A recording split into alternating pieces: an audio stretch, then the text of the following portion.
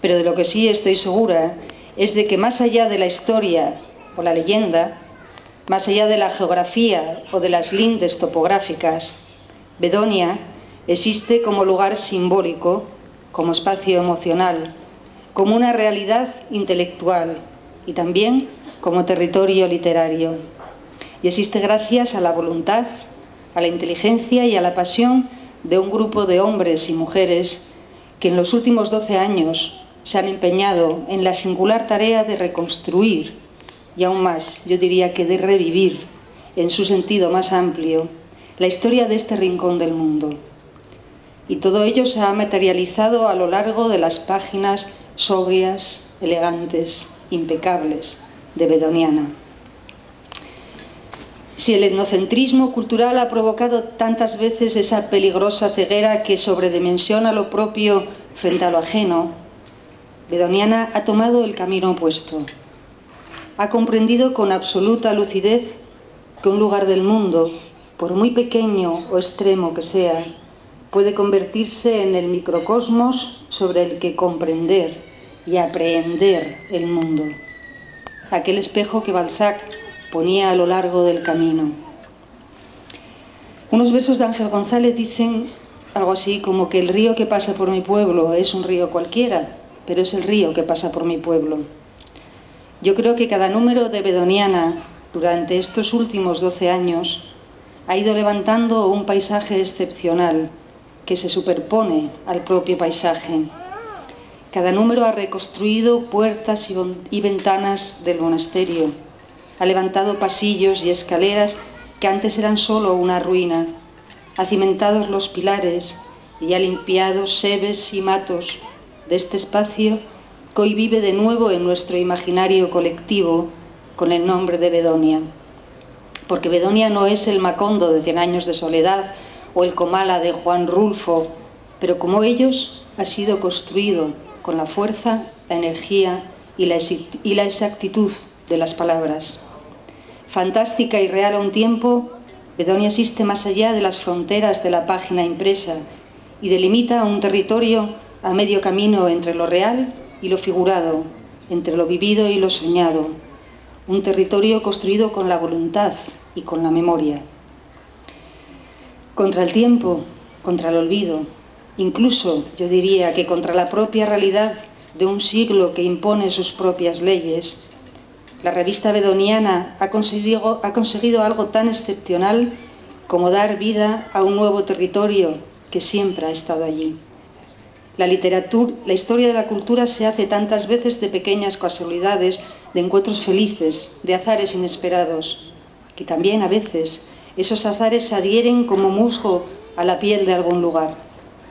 Aquí, en las márgenes del río Bedón, en el gran escenario de San Antolín, en los campos y las calles de Naves y San Martín, y sobre todo en este monasterio, se han cruzado voluntades, conocimientos, inteligencias y pasiones para levantar, como en las grandes obras clásicas, una criatura nueva sobre la ya existente.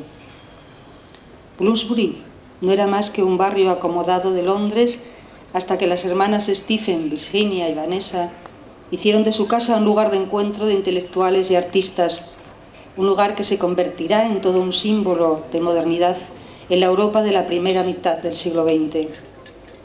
Seneca Falls no era más que un pequeño pueblo del estado de Nueva York hasta que en 1850 se convierte en el lugar de encuentro de mujeres de todo el país. Allí se redactará un documento fundacional del movimiento sufragista americano que llevará su nombre.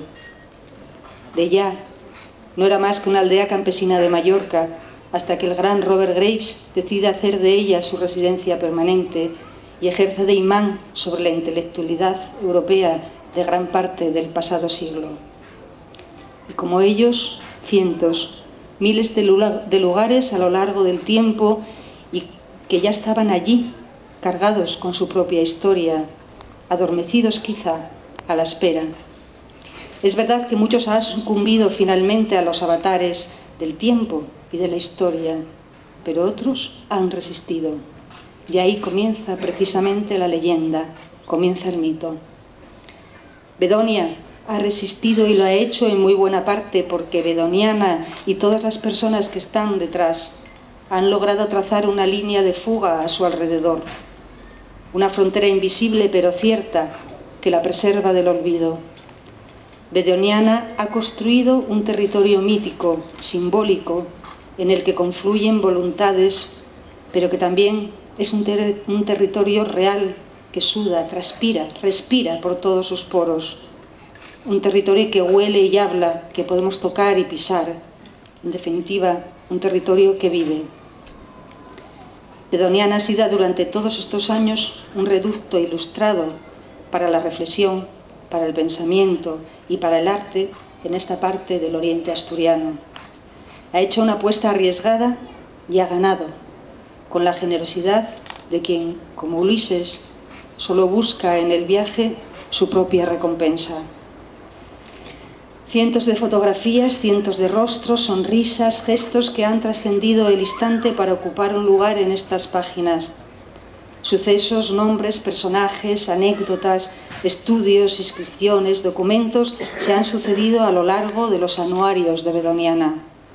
San Antolín ha sido escrutado, interpelado, diseccionado, construido piedra a piedra como objeto de interpretación del mundo. Más allá de la nostalgia o de la autocomplacencia, en las decenas de artículos de Bedoniana. Casi podríamos decir que hay un universo bedoniano superpuesto al propio espacio físico o social.